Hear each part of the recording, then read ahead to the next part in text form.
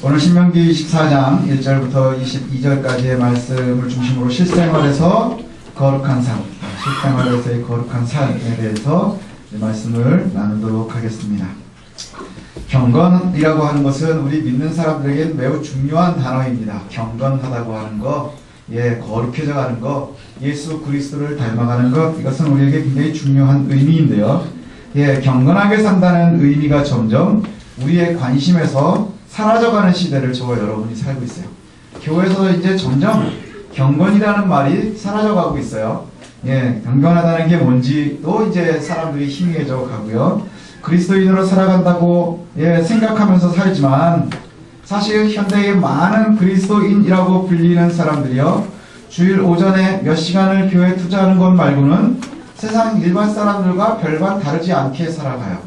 그래서 주일 오전에 그냥 몇 시간 투자하는 것, 그것이 그리스도인과 일반 사람들과의 차이점 중에 유일한 것이 되어가는 그러한 슬픈 시대를 우리가 살고 있습니다. 그래서 똑같거든요. 뭐가 똑같으냐? 늘 우리는 먹는 것, 입는 것에 예민하죠. 주변을 돌아볼 때에도 누가 어떤 차를 타는지에 되게 예민하고요. 누가 어떤 직업을 가졌는지에 예민하고, 그 다음에 그것에 대해서 굉장히 부러워하면서 우리가 살아갑니다. 그런데 누가 참 그리스도인답게 살아가는지 그것을 보면서 저 사람은 너무너무 경건하구나, 그것을 보면서 우리가 부러워하고 닮아가려고 하는 것에는 별 관심이 없다 하는 거예요. 누가 경건하게 사는지, 누가 어떻게 하나님을 닮아가는지, 그리스도를 닮아가는지, 이것에 대해서는 그렇게 부러워하거나 닮아가고 싶어 하지 않습니다. 그런데 똑같이 교회 내에서도 우리는 무엇을 부러워하느냐? 누가 어떤 차를 타게 됐고, 어떻게 큰 집으로 이사가게 됐고, 어떤 좋은 직업을 갖게 됐고, 어떤 좋은 옷을 입고 무엇을 먹는지, 주님께서는 무엇을 입을까 염려하지 말라 하는데 우리는 늘 그것에만 예민하다는 것이죠. 그런 사람을 알고 보면 뉴스 속의 인물과 같고, 혹시 또 성경시대를 살아가야 될 사람이라고 이렇게 생각하는 게 좀 다른지 않은가 싶어요. 그러니까 예를 들면 이런 거죠. 저와 여러분들도 역시 지금 성경의 시대를 살아가고 있어요. 그렇죠? 저와 여러분들이 살고 있는 이 시대가 하나님의 말씀이 적용이 안 되고 예외 규정이 있는 시대를 사나요? 그렇지 않거든요. 우리도 역시 하나님께서 주시는 그 은혜를 보면서, 살아계신 하나님을 바라보면서 그렇게 살아가고 있습니다. 성경의 원리와 성경의 원칙이 지금도 적용이 되고 있다는 거예요. 그런데 많은 사람들은요, 불문율처럼 아무 생각 없이 뭐라고 생각하느냐? 아브라함을 선택하고 복 주셨던 하나님은 옛날 하나님이에요. 그러나 지금 우리의 삶에는요, 보이지 않아요. 우리의 삶에는 뭐만 보이느냐? 그냥 우리의 가족이 보이고, 그 다음에 좋은 직업이 보이고, 좋은 차가 보일 뿐이지 하나님은 내 눈앞에 보이지 않아요. 그렇기 때문에 우리의 삶이 늘 아프지요. 늘 아픕니다. 만족함이 없고요. 그 다음에 은혜를 누리지를 못하는 거예요. 그래서 제가 요 근래에 들어서 가장 은혜가 됐었던 말씀 중에 하나가 뭐냐 하면 바울이었거든요. 바울이 몸에 가시가 있었어요. 많은 학자들은 뭐 안질이다, 간질이다, 뭐 발병이다 라고 얘기하지만 어떤 병이었는지 모르겠지만 이것이 바울에게 정말 큰 가시였던 것 같아요. 3번이나 아주 열심히 하나님께 기도했대요. 그러면 우리가 3번은 열심히 구했다는 게 아침 먹고 열심히 통성기도 하고, 점심 먹고 열심히 통성기도 하고, 또 저녁 먹고 열심히 통성기도 했다는 의미이기보다는 아마 작정을 하고 구별된 시간을 작정하면서 기도하기를 3번이나 했을 거예요. 3번이나 그렇게 기도를 했는데 3번이나 주님께서 뭐라고 하느냐 하면 내 은혜가 내게 족하다 이거예요. 네 은혜가 내게 족하다. 그것이면 너에게 충분하다. 얼마나 열받았겠어요. 그죠? 금식을 3번을 했으면 그래도 한 3분의 1은 해주셨어야 되는데 내 은혜가 내게 족하다. 그리고 조금 얘기하면 좀 딜이 돼야 되는데 딜이 안 되는 거예요. 내 은혜가 내게 족하다. 아마 그 당시에 첫 번째 기도하고 두 번째 기도하고 3번을 기도하고 막 끝났을 때쯤 되면 아마 인간적인 모습으로 제가 생각할 땐 되게 섭섭했을 것 같아요.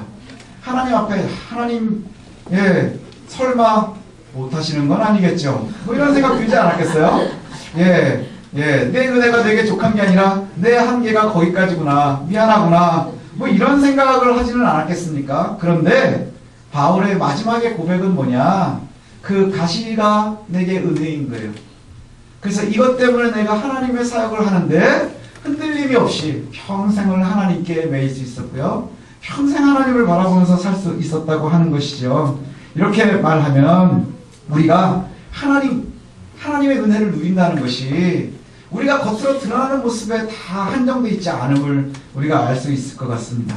그래서 아브라함을 선택하고 복주신 하나님, 그래서 이삭의 아버지였었던 그 아브라함의 하나님, 그 하나님이 지금도 역사하신다는 거예요.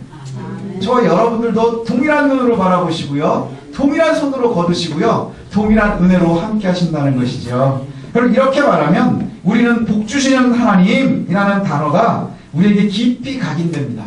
복주시는 하나님. 그리고는 다시 아까 처음에 얘기했었던 걸로 다시 돌아가요. 뭘로 돌아가느냐? 하나님께서 복을 주시니 어떤 사람은 좋은 차를 탔는데 예, 나는 아닌 것 같고, 어떤 사람은 좋은 직업을 가졌는데 또 나는 아닌 것 같고, 어떤 사람은 큰 집을 가졌는데 또 나는 아닌 것 같고, 자연스럽게 흘러가요. 그렇지 않나요? 예, 이게 우리의 적나라한 현재의 모습이에요. 저도 그렇고요, 여러분들도 그렇고요. 우리는 뭐의 은혜를 받나요? 아이들 시험 성적 10점 올라가면 되게 은혜되죠. 예, 하지만 우리가 정말 경건한 모습을 바라보면서 은혜 받기가 쉽지 않은 시대를 살아가거든요. 그러다가 경건하고 거룩한 삶을 말하면 역시 우리가 가지고 있는 또 잣대로 평가를 하게 돼요. 예, 우리는 늘 외모를 바라보고 우리의 잣대를 갖고 있어요. 여러분들이 가지고 있는 보이지 않는 잣대들이 다 있거든요. 그래서 경건을 다시 이야기하면, 거룩함을 갖다가 이야기하면 또 우리가 가지고 있는 우리의 잣대가 또 나옵니다. 그게 뭐냐? 깨끗한 옷을 입고 중저음의 목소리를 하고 큰 성경책을 껴야 되고, 그 다음에 머리에 기름을 발라야 되고, 그리고 많은 사람들 앞에 서 있을 수 있어야 하고, 그 다음에 존경을 받을 수 있어야 되는 것, 이것을 경건이라고 생각하고 상상을 하고 노력을 합니다. 그래서 그런 사람들이 성경에 나와요. 누구냐? 바리새인들이에요. 한 번도 칭찬을 받은 적이 없는 유일한 사람들이 바로 바리새인들이에요. 뭐라고 얘기해요? 너희들이, 예수님이 뭐라고 하느냐? 경건하냐? 니네들이 모양은 있지만 실제가 없구나. 그리고 또 뭐라고 말씀하세요? 너희들은 하나님의 나라에 들어가지도 않고 그 앞에 서가지고 니네도 안 들어가고 들어가려고 하는 사람들도 막는구나.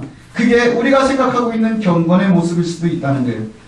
경건은요, 하나님의 백성답게 이 땅에서 산다고 하는 것, 하나님의 은혜를 우리가 이 땅에서 살고 누리면서 산다고 하는 것, 경건이라고 하는 것은요, 저와 여러분의 실생활에서 찾아야 되는 거예요. 그렇지 않은 경건은요, 꽃탈배들 있는 것처럼 저 그리스 산꼭대기에 올라가서 살아야 돼요. 그 경건은 그리스도께서 우리에게 요구하시는 경건의 모습이 아닌 거예요. 우리의 경건은 어디에 있어요? 지금 두 발 붙이고 사는 우리의 삶 속에 있어야 되는 거예요. 그게 바로 살아있는 경건의 모습이라는 것이죠. 그래서 주님께서는 끊임없이 말씀하시는 게 뭐예요? 너희들이 경건하니? 너희를 나를 믿니? 그러면 증명해봐라. 이거예요. 증명이 뭐예요? 우리의 삶이 그것을 보여줘야 되는 거예요. 얼마 전에 뉴스에 보니까 요즘에 제일 궁금한 게 뭐예요? 누가 진짜 만났을까 안 만났을까? 그게 제일 궁금한 뉴스예요, 요새. 그죠? 누가 누구를 만났느냐 안 만났느냐. 어떤 사람은 만났다 그러는데 어떤 사람은 죽어도 안 만났다 그러더라. 그리고 어떤 사람은 20번을 만났다는데 나중에 보니까 11번이래더라. 저는 그게 무슨 차이인지 잘 모르겠어요. 20번을 만났다는데 11번을 만났다더라. 어디서 만났다더라. 그러면서 요즘에는 또 5만 원권이 나와가지고 이제 비타 500박스 갖고 굉장히 또 히트를 치기 시작을 한답니다. 뭐 이런 뉴스들이 막 나와요. 그래서 뉴스를 몇 번 봤거든요. 근데 제가 진짜 안타까운 게 뭐냐 하면, 어디서 만났느냐 안 만났느냐 무슨 뉴스 프로그램 대담해서 어떤 분이 나와가지고 만났습니까 안 만났습니까 앵커가 물어보니까 뭐 안 만났습니다, 기억 안 납니다, 뭐 이러는데, 이 사람이 이제 한쪽에서 얘기하는데 보니까 뭐 어디서 만났대더라 하면서 툭 튀어나온 얘기가 뭐냐 하면 조찬기도회에서 만났다고 하시던데요. 그러는 거예요. 조찬기도회에서 만났다고. 조찬기도회. 조찬기도회가 뭐 하는 건지 아세요? 아침에 일찍 만나서 아침을 나누면서 기도회 하는 거예요. 제가 그런 생각을 했어요. 그 기도회가 경건하지는 않겠구나. 왜 그럴까요?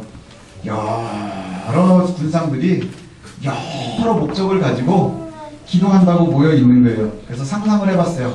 앞에서 막 기도할 때 이 사람들은 쪽지를 돌리지 않을까? 그렇지 않나요? 쪽지를 돌리면서 누가 이랬다며 저랬다며 뭐 이런 얘기를 하지 않을까? 저는 뭐 조찬기도에서 불러주지를 않아요. 그래서 참석해 본 적이 없거든요. 요 동네에서 이제 이렇게 뭐 몇 번 불러주시는 분들이 있는데, 제가 그런데 모이는 걸 별로 좋아하지 않아서 잘 가보지를 못했어요. 근데 그 기도회에 과연 예수님이 그리스도께서 계실까 하는 의문이 들어요. 타이틀은 기도회인데 거기에 그리스도가 없으면 이것은 뭐가 될까요? 아무것도 아닌 거예요. 정말 아무것도 아닌 거예요. 예, 제가 개인적으로 아주 개인적인 의견인데, 예, 굉장히 조심스러운 제 개인적인 의견으로는, 예, 그 아주 경건하지 못한 기도회예요.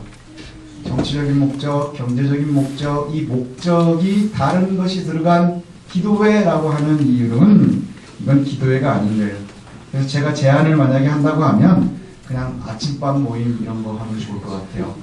예, 교회를 다닌다고 하는 아니면 교회에 등록되어 있는 국회의원들 아침 모임 뭐 이 정도 하면 되지 않겠어요? 예, 그리고 잘 나가는 사람들이 아침에 같이 일찍 모여서 밥 먹는 모임, 그것을 기도회라고 위장하는 것이 얼마나 어리석음인지 몰라요. 그리스도의 은혜가 없는 곳에, 그리스도가 필요하지 않은 곳에 기도회라고 하는 이름을 넣는 것, 이것이 얼마나 우리에게 위험한 일인지 모릅니다. 그렇게 보면 우리의 예배도 잘 봐야 돼요. 우리의 삶의 예배도 잘 봐야 돼요. 우리가 예배라고 하고 모이는데 이 속에 그리스도가 있느냐, 정말로 예수 그리스도를 바라보면서 그 은혜를 구하면서 사느냐, 우리의 삶도 조찬 기도회처럼 그렇게 위장되지 않으려면 늘 깨어있어야 하는 거예요. 저 여러분들의 삶이 깨어있어야 되는 거예요. 우리가 오늘 말씀에 들어가기 전에 진지하게 고민하고 긴장해야 되는 이유가 바로 이것입니다. 경건이라고 하는 것이 모양에 있지 않은 거예요. 경건이라고 하는 것이 실생활에 있다는 거예요. 오늘 24장에 보면 여러 규례가 나오거든요. 아주 자세히한 규례들이 많이 나옵니다. 근데 거기에 보면요, 크게 나누면 두 가지로 나눌 수 있어요. 하나는 뭐냐? 부부관계. 또 하나는 나보다 못난 사람들을 대하는 관계, 이거예요. 그게 바로 실생활에서의 경건의 모습입니다. 재혼과 이혼에 관한 소재, 예, 그 규례가 소개가 되거든요. 그래서 여기에 그렇게 소개가 돼요. 아내에게 수치되는 일이 발견되면 그것을 갖다가 기뻐할 수 없으면 이혼 증서를 써주고 헤어져도 된다. 예, 이렇게 돼 있어요. 기뻐하지 않는다는 건 뭐냐 하면 내가 사랑하고 포용해서 용서하고 같이 품고 살아갈 수 없다고 하는 얘기예요. 그래서 내가 얘를 도저히 용서를 못하겠다 하면 그래 이혼 증서 쓰고 헤어져도 된다 하는 얘기예요. 근데 여기서 이혼 증서를 쓰고 헤어져도 된다 하는 것이 예수님께서 또 성경이 너희가 이혼해도 된다 하는 그것을 갖다가 허락해주고 그것을 갖다 종용하는 것이 아니라 당시에 남성 주도적인 사회였거든요. 이혼을 주도할 수 있는 건 남자밖에 없어요. 여자가 먼저 나서서 내가 이혼하겠다 이러기가 쉽지 않은 시대인 거예요. 그리고 나서 또 지금도 마찬가지죠. 이혼했었던 남자보다는 이혼했었던 여자가 약점이 많은 시대예요. 그런 시대를 살면서 정말로 이혼 증서를 써준다고 하는 건 내가 버려야 될 합당한 이유가 있다는 얘기예요. 이걸 내가 품어줄 수 없을 만큼 합당한 이유가 있으면 증서를 써서 내보내는 거예요. 그러지 않으면 이유는 본질적으로 불가해요. 예, 본질적으로 불가해요. 그리고 정말 참아줄 수 없는 일이 있지만 제일 좋은 건 뭐냐? 사랑으로 품는 거예요. 사랑으로 품을 수 있으면 그것이 가장 좋은 것이죠. 그래서 이유 없이 어느 날 이 아내가 미워 보이기 시작하는 거예요. 아, 그전에는 그렇게 이뻐 보였었던 볼이 어느 날 보니까 늘어지는 것 같아요. 그러면 이혼할 수 있느냐? 절대 없다는 거예요. 어느 날은 보니까 머리숱 너무너무 예쁜 것 같지만 어느 날 보니까 머리가 수세미 같아 보이는 거예요. 그래도 절대 버릴 수 없다 하는 거예요. 왜요? 우리의 삶이 거기서부터 시작이 돼요. 창조의 섭리부터 가정이 시작되기 때문에 그렇습니다. 그래서 이혼 증서를 써준다고 하는 것은 뭐냐? 그 일부는 나도 책임을 지는 거예요. 나도 책임을 지고요. 그리고 나서 이 아내가 다른 이에게 결혼할 수 있도록 그 모든 여건을 만들어 놓으라 하는 거예요. 그럼 이것은 뭘 얘기하느냐? 결국에는 이혼 증서를 써서 이혼해라 하는 것이 아니라 가정에 남편과 아내가 서로 사랑하고 품고 더듬는 것이 가장 귀한 경건의 첫 번째라는 거예요. 우리가 한번 주변을 잘 보면 돼요. 아내는 죽게 미운데 경건하게 살 수 있나요? 남편을 보면 벌레 보는 것 같은데 경건할 수 있나요? 그래서 그것이 얼마나 어리석음인지 몰라요. 정말 경건하고 싶으십니까? 그러면 나랑 사는 사람한테 잘하세요. 네, 나랑 사는 사람한테 잘하세요. 그게 경건의 첫 번째예요. 예, 나랑 사는 사람들한테 잘하는 거예요. 가정이 얼마나 중요한지, 남편과 아내가 얼마나 중요한지 그렇게 이야기하고 첫 번째 규례가 다시 시작되는 것 중에 하나가 뭐냐? 결혼하고 1년이 안 됐으면 전쟁에서도 부르지 말래요. 전쟁 나면 사실은 예외가 없어요.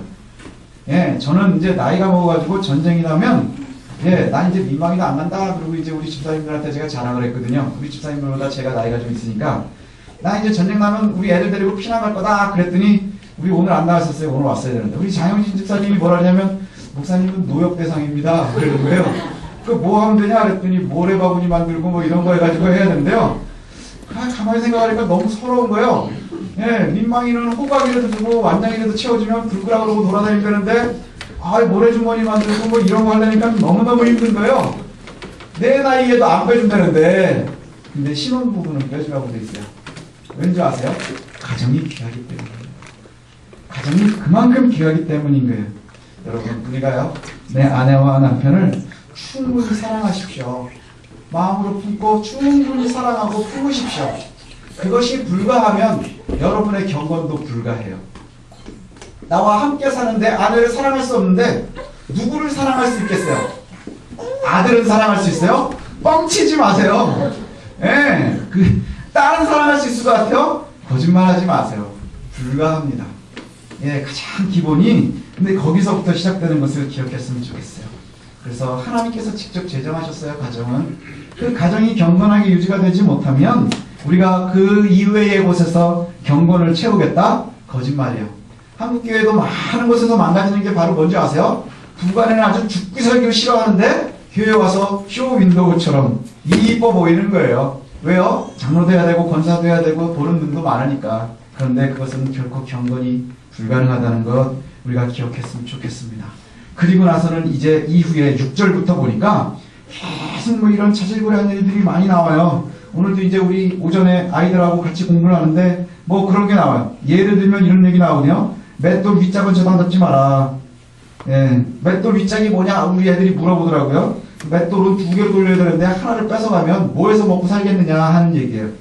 예, 그 맷돌 2개 있는데 여기에 보니까 그 맷돌을 하나 전당 잡는 건 생명을 전당 잡는 거래요. 그러니까 절대로 그러지 말라. 또 여기에 보면 인신매매하는 사람들 있어요. 이스라엘 자손 중에서 유인해서 사람을 데려다가 종상거나 팔아버리면 그 사람은 발견되면 반드시 죽이래요. 반드시 죽이라고 하는 것의 대표적인 게 뭔지 아세요? 살인죄예요. 살인죄.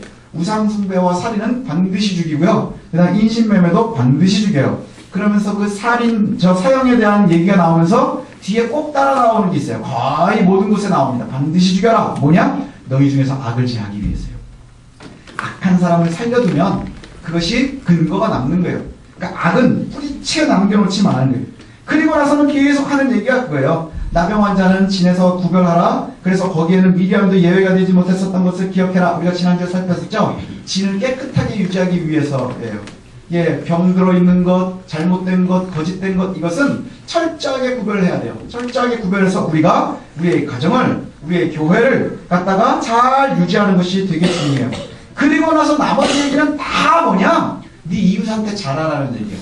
네 이웃한테 잘해라. 그래서 꿔준 거 저작물 잡힐 때 절대로 너희들이 들어가서 뺏지 마라. 예, 제가 읽으면서 성경을 준비하면서 제일 은혜가 됐었던 얘기가 그거예요. 네가 이웃한테 뭘 꿔줬다. 그 저작물을 잡혀야 되면 그걸 가서 들어가가지고 갖고 나오지 말래요. 밖에서 기다리려 서서.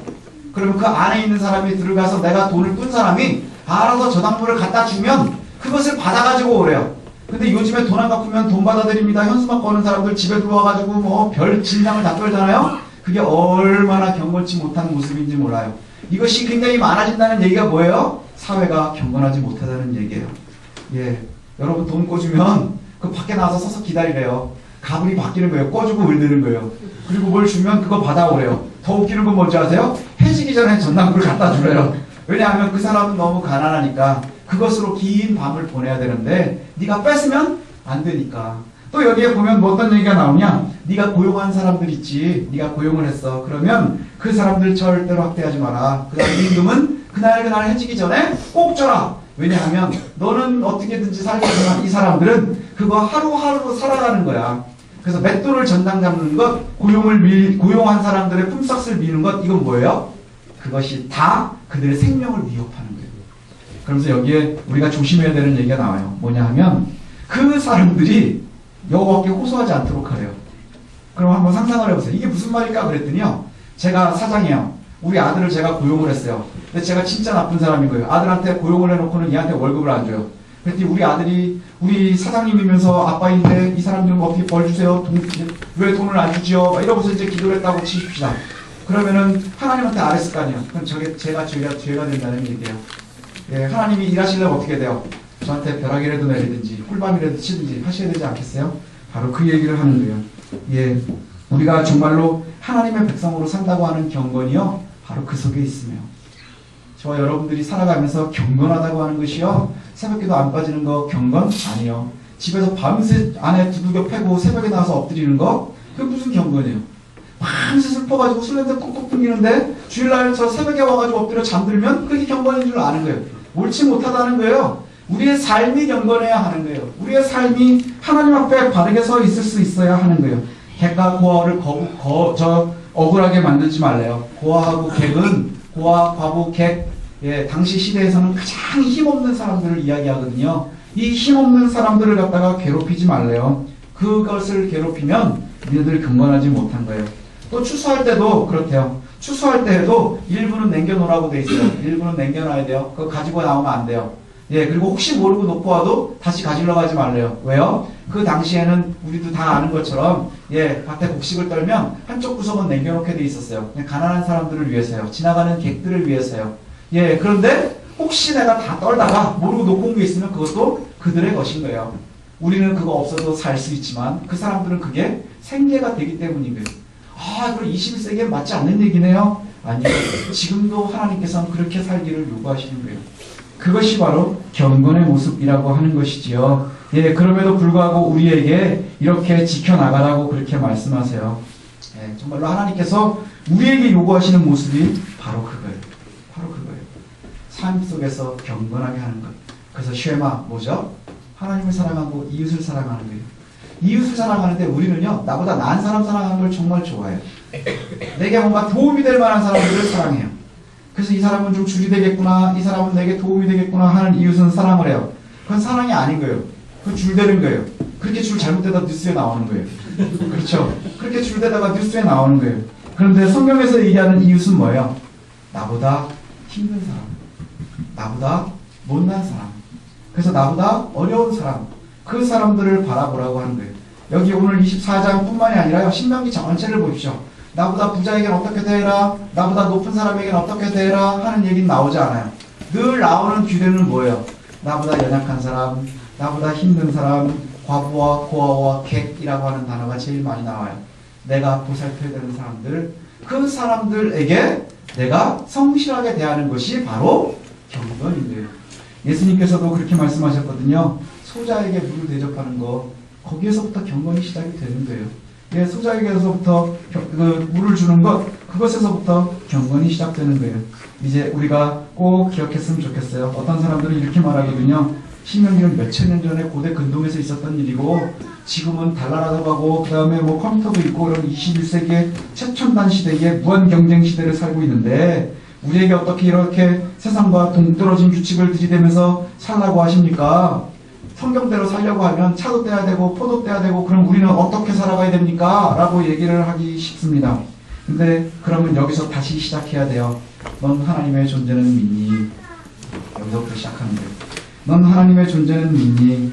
그 하나님은 옛날 하나님이니까 21세기에는 지금 힘이 좀 빠진 늙은 하나님이니? 그거예요. 늙은 하나님이니? 예, 우리가 지금 묻지만 우리가 그런 마음을 가지고 있어요. 그리고 지금도 일하시는 그 하나님이라고 얘기를 한다고 하면 그 하나님을 너는 왜 신뢰하지 못하니? 제가 보니까 그런 생각이 들더라고요. 이스라엘이요, 역사를 보면 세상의 맹주였었던 적이 한 번도 없어요. 세상을 지배한 적이 있나요, 이스라엘이? 도대체 무슨 복을 받고 산 거예요, 걔네는? 그죠? 뭐 다윗의 시대를 잠깐 얘기하거든요. 다윗의 시대 얘기하면은 그 이스라엘 사람들 다윗의 시대 얘기할 때 눈이 반짝반짝 하는 게요, 우리나라 광개토대왕 얘기할 때 반짝반짝 하는 거하고 비슷하대요. 근데 세계 지도를 놓고 보면 다윗의 시대도 그렇게 하면 대단하지는 않은 것 같아요. 그 주변에 있었던 나라들이 워낙 대단하거든요. 그죠? 예, 바벨론도 대단했고, 아시리아도 대단했고, 로마도 대단했고, 메데파사도 대단했지만, 이스라엘은요, 그 잠깐의 틈새에서 잠깐 잘난 척을 했었던 거예요. 광개토대왕 휙 한번 지나갔고요. 뭐 그 정도인 거예요. 그런데 하나님의 은혜가 그들을 이끌고 가는 거예요. 예, 우리가 자꾸 외모를 보면서 하나님 일하시나 안 일하시나 보는 게 아니에요. 하나님의 은혜는 우리의 삶을 이끌어 가시는 거예요. 그리고 그 안에서 은혜를 누리면서 살아가는 거예요. 시대가 다르다고 생각하십니까? 아니요. 당시의 시대 사람들과 또 우리가 똑같은 말을 하면서 하나님의 규례를 지키고 있지는 않은가 봐야 돼요. 왜냐하면 그 시대 사람들도 그런 얘기를 했을 거예요. 그래서 신명기 학자들은 그런 얘기 하거든요. 이 율법이 당시에 다 지켜졌겠느냐. 예, 희년이 제대로 지켜진 적이 있었겠느냐. 그 다음에 안식년이 제대로 지켜진 적이 있었겠느냐. 왜요? 시대와 동떨어진 것 같은 거예요. 하나님을 신뢰하지 못하면 그 어떠한 것도 불가능하다고 하는 것이지요. 정말로 우리가 하나님과 함께하는 삶 살았으면 좋겠습니다. 하나님을 신뢰하는 삶을 저와 여러분들이 살았으면 좋겠어요. 예, 정말로 세상에서 혹은 세상 사람들이 다른 사람들은 굉장히 못살게 굴어서 좋은 집에서 그렇게 살아가는 사람들이 있어요. 예, 그죠? 못난 사람들 괴롭히고 이래가지고 좋은 돈 많이 얻어가지고 그렇게 살아가는 사람들이 있어요. 그 사람들은 어떻게 살아가는 건지 아세요? 하나님과 등지되는 거예요. 옛날에 어떤 대통령이 이쯤 되면 막 가자는 거죠. 그거를 하나님과 하자는 거예요. 나는 경건한 척 늘 하나님 앞에 엎드리면서 경건의 모습은 잃어버리고 세상보다 못한 삶을 우리가 살아간다고 하는 건 하나님하고 한번 해보자는 얘기인 거예요. 얼마나 어리석고 무서운 이야기인지 모릅니다. 이제 우리가 오늘 24장의 말씀을 보면서 우리가 경건의 두 가지를 기억했으면 좋겠어요. 하나는 뭐냐? 여러분하고 같이 사는 사람들한테 잘하세요. 그게 첫 번째 경건이에요. 그 다음에 두 번째는 여러분보다 힘든 사람, 괴로운 사람, 어려운 사람한테 잘하세요. 그게 두 번째 경건이에요. 우리는 폼나는 거, 멋있는 거, 그런 경건을 추구하거든요.